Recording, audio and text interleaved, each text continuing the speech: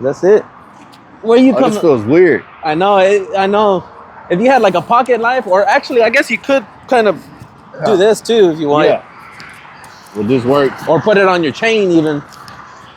What brings you here? Where are you coming from? So I am coming from. I just dropped my babies off with their mom. Yeah, I'm actually going through divorce right now. Oh, really? Which is how old are you, if you don't mind me asking? 35. 35. Okay. How long y'all been married for? Going on 7 years, and August the 12th. It'll be 7 years. Okay. Where'd y'all meet at? High school, actually. High school. Okay. Yeah. So it was a long story. Yeah. We actually met when we was kids, but we just got married like 7 years ago. We was like on and off and all this stuff. I was actually in the military. So really? Yeah, I was actually in the military. And where'd you go to? I have a brother. He went to the Marines. Where did you go? I did. I was in the Army, and I did a year in Iraq. Well, 11 months in Iraq. And if you don't mind me asking, why y'all divorcing? So the thing is, that's an interesting question. I actually suffer from bipolar disorder, and that's the thing I wanted to, I guess, bring up whatever to your audience is there was not to discourage nobody, but when you have one or more partners who have bipolar disorder, I looked this study up. It was in 2003. They said the divorce rate is 90%. 90%? If 90%. If you have one or more partners, so if y'all got anyway, it's a very high percentage. And that played a factor into it. It was, I was very, how can I say, promiscuous in the marriage. And that's actually one of the things with bipolar disorder is hypersexuality. That's one of the symptoms when you're manic is you go and, do other things. So being unfaithful is a big part of, it destroys trust and stuff like that in the marriage. So that's just one issue. Would it be fair to say that you were very lustful? You know what? I would say that, but I was just doing it even when I didn't feel like going out or anything. It was actually more chemical imbalance than anything. I understand the spiritual aspect of it and stuff like that. I was raised in a church. I understand, what James said in the Bible, how man is carried away in his own lust, stuff like I get that. But there's also a psychological and neurological issue as well. So, what would you, when you said promiscuous, because I heard you say that word earlier. Yeah. What are some of the things? Because I had another guy but another guy on here before that said, in his words, he said, I'm like, so why do you feel like you're stuck or whatnot? He's like, well, I got a good girl and everything, but when a bad chick hollers at me, I spit game back, and he would want to talk to her and flirt with her and meet up with her and cheat on her or whatever. Yeah. So is that kind of sort of your thing too? Actually, no. I wasn't looking to fall in love. I was just like going to the strip club, stuff like that. Like it was the variety of women that got me out of the house. Right. It wasn't necessarily like women coming up talking to me or just stuff like that. It was just like I think it started out in having a strong addiction to porn, and that led eventually, like, for your audience, when you look at that stuff over and over, every day, you're going to want to do what you're seeing. Whatever you look at, you're going to want to do eventually. Whether it's year 5 or year 10, you're going to eventually want to do that. And so the videos that I was watching, I mean, that's hardcore stuff right there. So you want to engage in that. I just gotta say, I don't mean to cut you off, but I just gotta say, I appreciate your brutal honesty, because I was just about to say it if you wasn't. My thing is, without getting too religious, spiritual, that's something that I'm barely discovering. But I just want to say, my thing was, the whole reason I even started doing videos in the first place is because I mean, I had my home, I had my house, I had everything that, you know, Mhm. any man could ask for. You know, I'm not Mhm. rich or nothing, but the Yeah. thing about it was I didn't know it was an addiction until I realized that this is not how I want my life to go. Mhm. And so I watched porn because of, I want to say, my dad. He watched it. He never spoke to me about sex. He never Yeah. told me nothing about sex. Yeah. Like, just like you said, it carry on to accepting one thing, watching some more. Mhm. Then before you know it, you start, oh, I heard those don't sting you. Oh my. But it started getting more progressively worse to like how you Mhm. said, you want to maybe act on those things, Mhm. or you get a curiosity or a fantasy or even a fetish. Yeah. And before I knew it, I was heading down this road where it's not who I really wanted to be. Right. And so once I caught that, that's why I've urged people and told people on some of my videos that porn is bad. It is. Because it is. Yeah. I think It literally rewires your brain. it does. And it doesn't, and it gives you, because I studied this stuff. It gives you a unnatural spike of dopamine, which is the happiness chemical in your brain.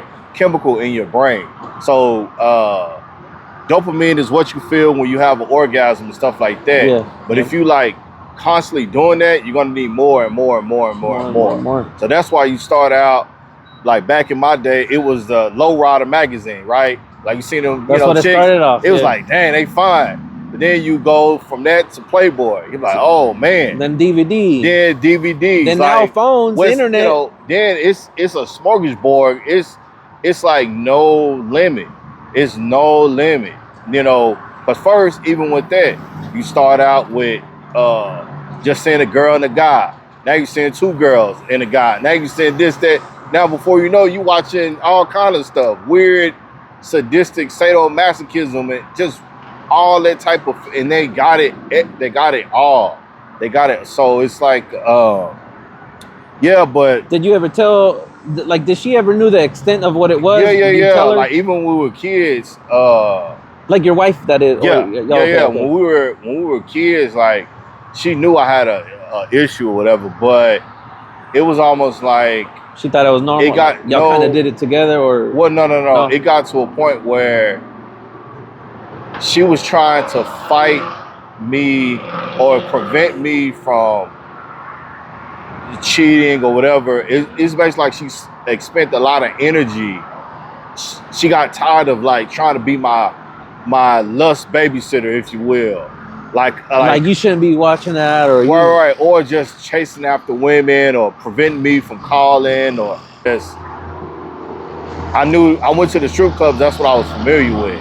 Right. And actually, if we want to get real deep,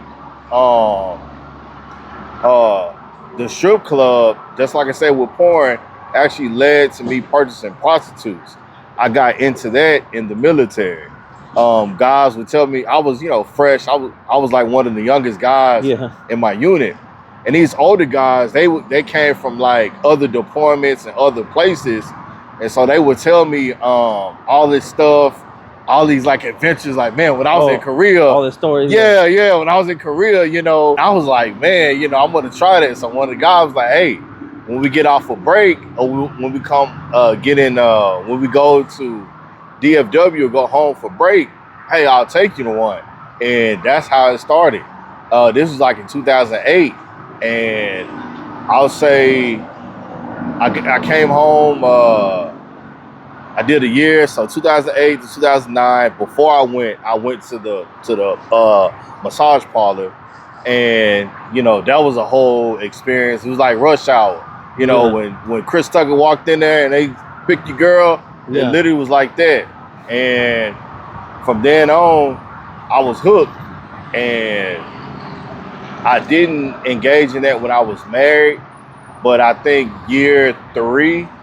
So I was like, we did the whole church thing, and I was serving in the church and all that, but I was still, addicted to porn. Eventually, man, like one day I gave in, and I was like, I literally calculated in my mind, like I got this much time at my job. Okay, I can get off at this time, go. And so I went to the strip club, and that was like, because I haven't been in so long because I was married and, trying to be faithful. And I felt like crap. And so for like a whole year, I didn't go. And then watching porn, another year came around. I went again, felt like crap. And then At this Yeah. point, was it because I know you mentioned it to her, but at this point, was it something that you kind of kept on the down low? Because in her with mind, the strip club, she probably thought like, okay, he's over it, he's done past that stage, or did she know still that it was ongoing? I reached out. I think when I went to the strip club the second time, I felt like crap, and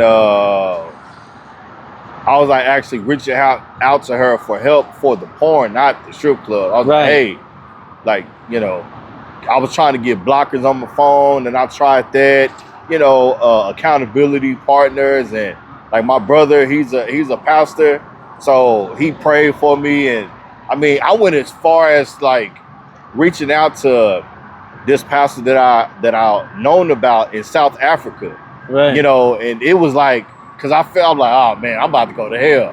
So, I felt bad. Yeah. So I was reaching out to them. I like, man, please, somebody help me, please, But it only lasted for like another year. And I got into I lost some money in a scam, and she found out about that. And then she found out about me going to the club, because our banks was linked. Right. But she never checked the account. But it went below a certain amount, and so she started kind of put two and two together. It just started unraveling, and then after that, I was like, "F it, I'm just gonna." So we've been separated for like a year, and so I've been out here, man. What do you think the meaning of life is to you?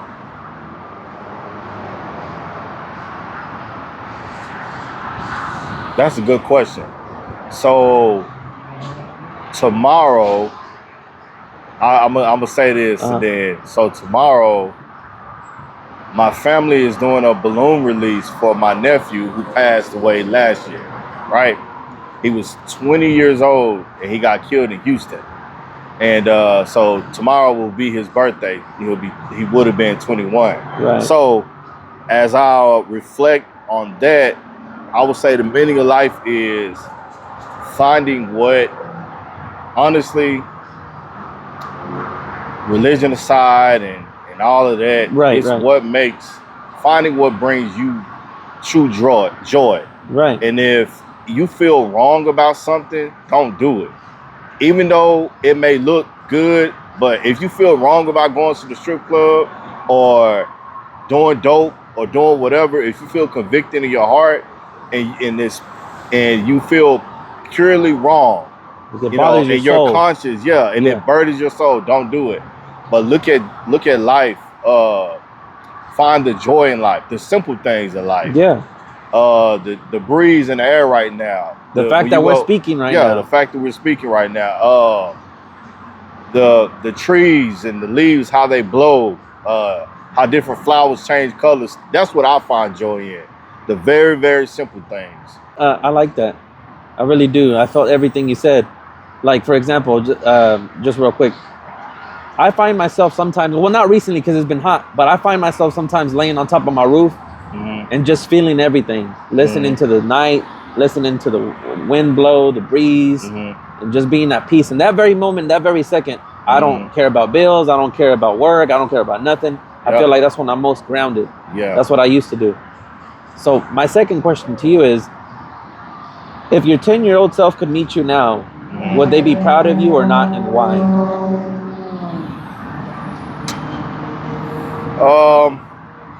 My 10-year-old self.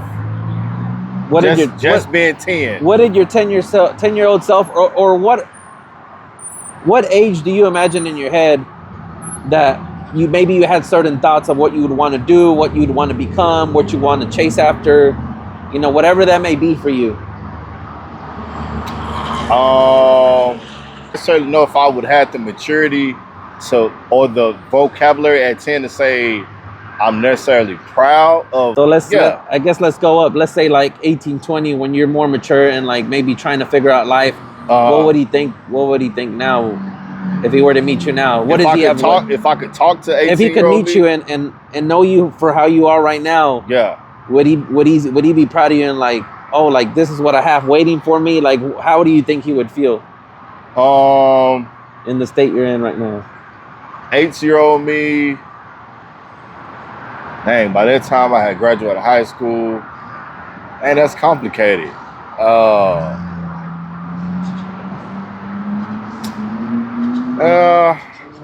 Would it be fair to say he didn't think anything like this were to happen? No, I guess 8-year-old Avery would probably imagine more, or maybe like an unrealistic expectation of life. Maybe. I don't know. You stumped me with that. That's question. fine. Let me ask you this. Yeah, you stumped me with that one.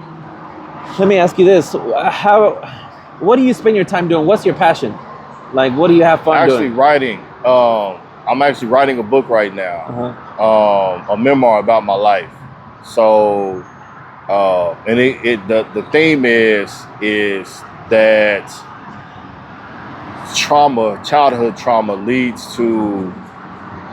could lead to mental illness, or I'm making a connection between childhood trauma and mental illness. Right. And specifically in my case, bipolar disorder.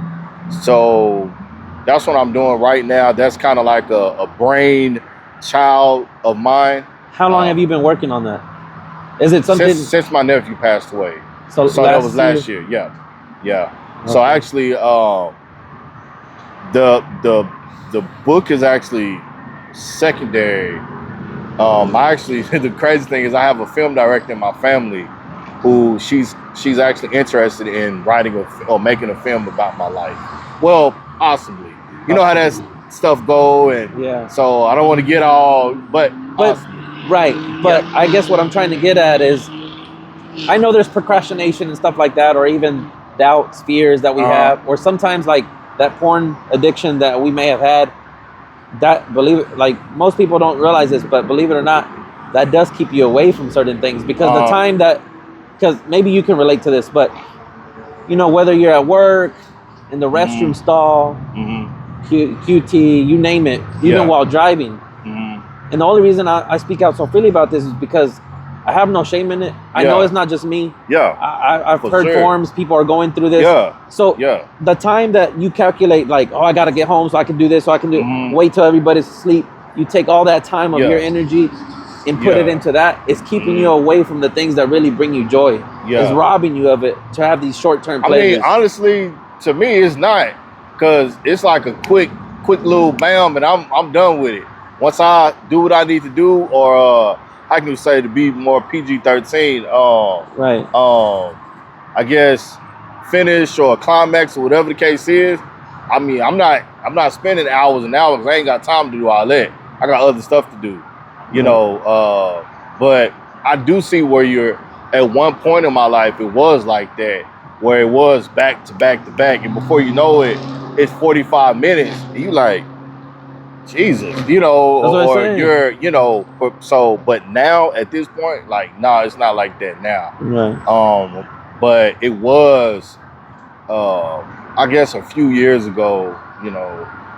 But I think, to your point, that the energy that it takes to sneak, to come up with a plan, to do this, to do that, I think is more not linear time, but mental energy you're spending. Right. And you could be doing that because, and really true, once you know, finish or climax or whatever, you don't have enough energy to go work out or do something else or go take a walk or whatever the case is. Yeah. Because you already got that, like you said, the dopamine. You already got it. So you already got it. And I can tell there's a huge difference when I'm not on porn, or when I'm like porn, and when I'll take like 3 months or whatever, and I'm kind of, you know, hey, you know, I need to clean up my act or whatever. There's a huge difference, clarity wise, energy wise. Your mind is clear, because the old saying is junk in, junk out. So if you eating QT hot dogs, pizza, Red Bull, Monsters, every day, all day. That's what You're not gonna feel any kind of energy. But if you turn that around and you start eating healthy greens, you know, carrots. what you put in, good out. Yeah. It's the same thing with your eyes and ears. Yeah. Yep. For sure. Let me ask you this question. Given everything that's happened to you up to this point, is it something that you're still continuing to do, or you hope to stop, or have you stopped? You know, the funny thing you said that so when you asked me where am I coming from, so I went to go take my daughter home. I actually hit the stroll, trying to see what I could see, the whole stroll, if you will. Yeah. And then I was like, man, I could use this money to do something else. But I V-lined and I just came from a church that offers like a 12-step program of addiction. And I started it last year, but I wasn't able to go, or I probably made some excuses, whatever. But I do feel like I do want to change that because now it's money that I can spend, like where my bills is not struggling, but I would rather do something else with that and not have that shame and stuff like that, you know. So I actually just came from a church and just trying to get some help, and is porn something that I want to continue watching? Maybe, but not as much. I don't see myself being like totally, I'm not going to watch it ever again. I'll be realistic and say that, but I don't want to watch it as much. Right. Maybe once a month or something like. I mean, I don't know, but not in that type of way. Yeah, I appreciate the honesty. Yeah. How old is your babies? How many? 5 and 15. 5. They're both girls, or? Yeah. Okay. See, because I want to say something deep to you too, that I don't tell everybody. So I'll tell you that. But before I say it, I just wanted to say, ever since I started this like TikTok stuff, I did it because ever since what I went through, which I'll tell you in a second, changed me. And I want to be a leading example, not just for myself, but for my family and for my kids one day, for people in general. Because the way I see it is, you can't practice what you preach if behind closed doors you're doing that thing that you're telling people not to do. So for my son, just like my dad never had to talk with me, if one day I catch my son watching porn, and if I'm telling him you shouldn't be watching that, that's not good for you, and I'm doing that behind closed doors, I don't want it to be like that. Yeah. So. And it goes with my daughter too. If how I am with my daughter, that's the first man she looks up to, and what she looks for a man. So whatever I am, she'll try to look for that. And I can't be mad at her for choosing somebody that's not of quality, because it's what I showed her. Yeah. So the thing that happened to me, and by the way, I was raised up Catholic. I went to church, right? But I didn't ever like believe. And that's something that I didn't even know about. Because I assumed all the people that went to church, they just believed. Yeah. But the thing about it is, I never did. They just took me. My mom was the one that believed in it. My dad never did. And to this day, he never does. So I've been working at this job for about 7 years. And out of those 7 years, I've had 5 people talk to me about God. And they'd always go in one ear, out the other. First time, second time, third time. The fourth time, she gave me a book. And I think it planted a seed, because I took it. But I was just more worried about, just like all the other times, like, I need to finish this job. I need to go home. I need to go eat. I need to go do this. Like, you know, I'm in a rush. Yeah. But I would never disrespect anybody. So they all did prayers for me. Nothing happened. But it wasn't until the 5th time that the night before, I went on a streak. You know, everybody was asleep. I went to go do my thing. I felt bad. Still wasn't asleep. I was restless. Yeah. So I did it about 5 more times, total of 6, 7 times, I think, in one night, one sitting. Yeah. And after I did it, it felt even worse. As I laid there, knowing that my whole family's asleep, I got my house, I got my car, I still felt empty. I still felt like, man, like, is this it? And I felt suicidal thoughts like I have before. And as I looked at my phone to see how to overdose, first thing that pops up is, 1-800 call this number. Right. And I started laughing because I was like, bro, what am I doing? Yeah. My girl's sleeping right next to me. I'm over here like she don't know nothing about it. Mhm. And I'm over here like thinking about this.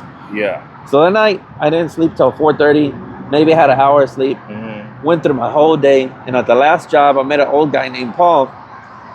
And I felt desperate because I didn't have nobody else to talk to. Mhm. All my friends at the time, they drank. Yeah. I couldn't come to my mom about it because she's a woman. She's not gonna get it. Right. I couldn't go to my dad because it came from him. He never talked to me about it. Right. So I decided to ask this man out of desperation, and I asked him, well, have you ever felt lost, or Mhm. in your 20s or 30s? Mhm. I don't know what I was expecting, but he started talking to me about God right away, and I was just like, in my head, right? I was like, it's not gonna help Right, me, not bro. this Like, again, yeah. like not this again. Yeah. But I listened to him, whatever. Mhm. He said, "Can I do a prayer for me?" I said, "Sure." And I don't remember the words that came out of his mouth, but as soon as he started speaking, I felt everything go. I felt everything release. I Mhm. felt peace, and I cried, busted out crying in front of this stranger, and even on the whole way home. And since that night, I decided to, forgive myself of my sins to Mhm. Jesus and accept him into my life. And ever Mhm. since then, it's changed for me. Mhm. And it was almost like a high, almost. I can't describe it, Mhm. but it did go away. It's gone. Yeah. But I'll never forget what that did for me, Mhm. because ever since that happened is when I started making my videos. Mhm. Because I always saw myself, just like you see yourself, maybe writing or maybe even becoming an actor, I don't know. Yeah. But I always saw myself making people laugh, Yeah. helping people, making videos, YouTube Mhm. videos. But I never did, because of the friends I had growing up would be like, they didn't want to, or I'd want somebody to be with me on it. I felt like I couldn't do it alone. Yeah. So it just got suppressed. Yeah. And so now that this happened to me, I figure, you know what?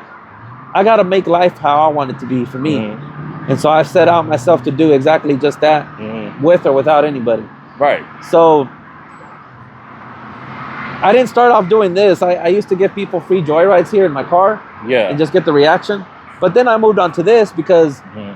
I love talking to people, and I love getting to know people's stories and maybe helping them if I can. Yeah. But if not, then maybe I may learn something. Mhm. And so that's why I've been doing it, and that's kind of why, the whole reason why I do it, Yeah. because of that event.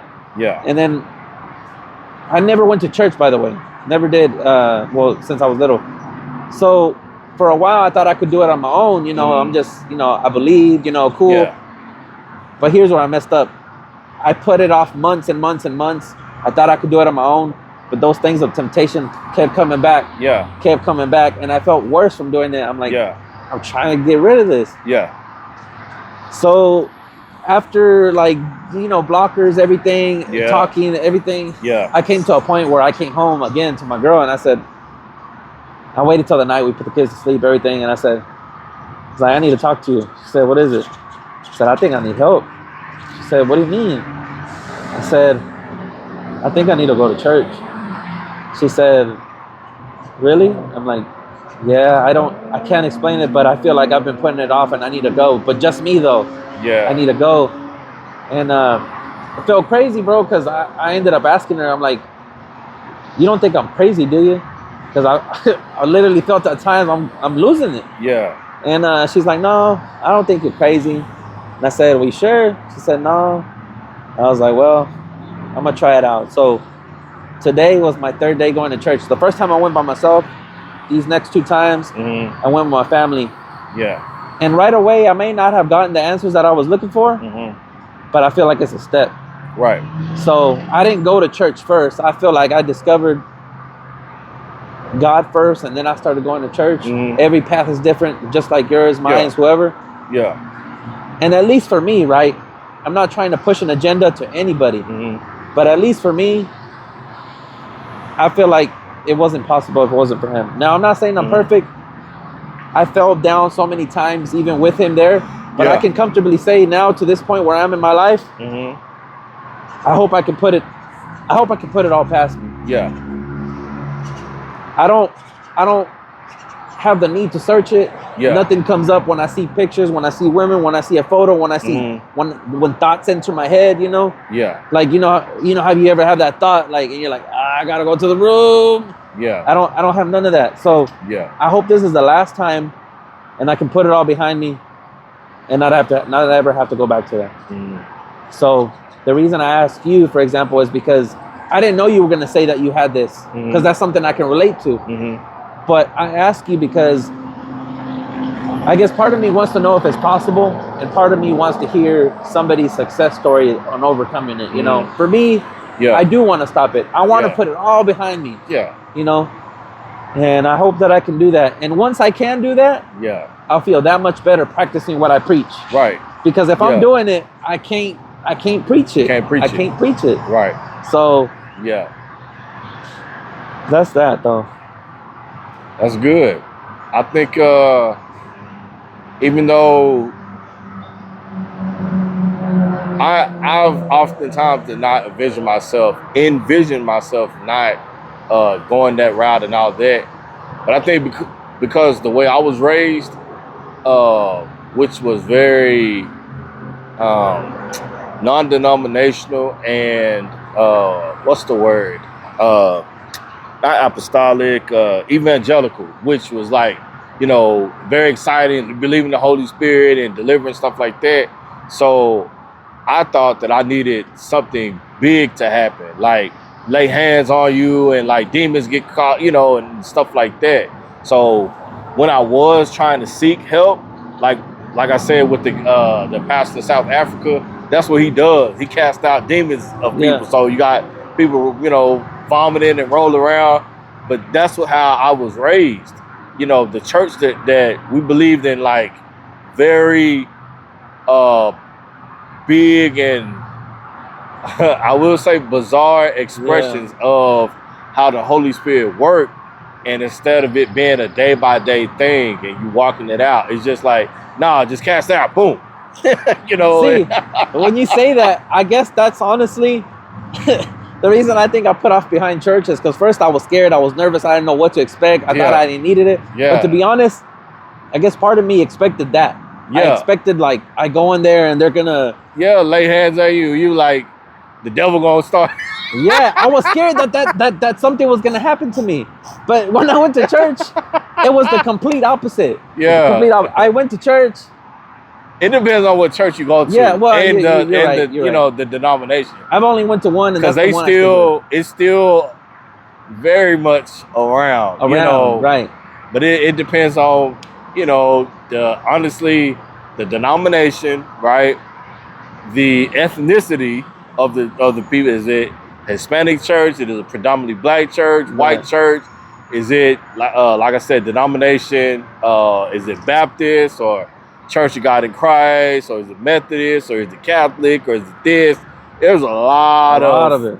Different factors to go into it. That's true. And is it a church that actually practice and believe in that stuff? You know, because some churches more churches than not actually don't do that. You know, but as far as that's concerned, the deliverance part. But there are churches who still, you know, shouting and you know, praising and very expressive. Now, you can go any corner and see that. That's, you know. See, and I'm glad you brought that up too, because once I did start going to church and I talked to not the pastor, but I guess his second. Yeah. I asked him, because associate pastor. We had lunch and I asked him, I'm like, this whole time I thought people that go to church, they're all believers. And he said, no, that's something that still goes on church, but because that's what I found weird. You could have people that go to church and they know the book, they read it, they study it, but they don't necessarily believe. Right. Now, I never went to church, but I am a believer. I do believe in God. Yeah. And so that's something that I was kind of like always worried about, because when I go to church, it's not so much that like church actually does something for me, but just being around those people that maybe do believe, around that energy, it kind of just reinforces me. Rather than just be alone where the darkness, so to speak, or the demons can come after me by myself. Or hanging around with friends. A community. So that's what I get from it. And so and that's what it's meant. That's one of the purpose why Jesus established the church, was for a community and stuff like that. Even though I don't necessarily go to church right now, I do want to go, and I have a church in mind that I like. I just need to kind of get my head and, but What's holding you back?